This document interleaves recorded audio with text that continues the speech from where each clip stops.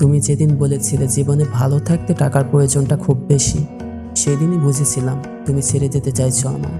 তুমি যেদিন বলেছিলে বাবা আমার জন্য পাত্র দেখেছে, ছেলে সরকারি কর্মকর্তা, গাড়ি বাড়ি সব আছে, খুব শীঘ্রই আমাকে একটা চাকরি জোগাড় করতে হবে, আর নয়তো আপনি আর আমাকে পাইবেন না।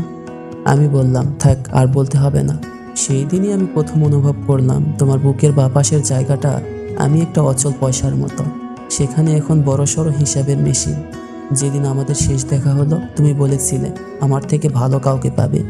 আমি বুঝলাম, তবে আজ তুমি মুক্তি নিলে। তারপর আর আমাদের কখনো দেখা হয়নি, কখনো না। চাপা কান্নায় ঢেকে রেখেছি সবটুকু স্মৃতির মুঘল রাজ্য।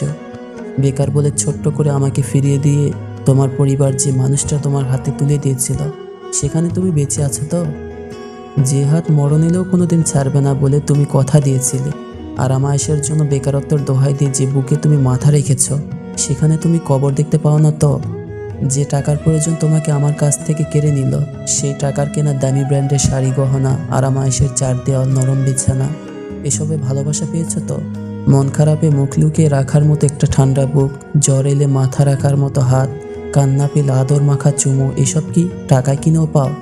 জানো, আমি অনেক ঘুরেছি, ঘুরে ঘুরে আজ ক্লান্ত, কিন্তু কোথায় টাকা কিনে সুখ খুঁজে পাইনি।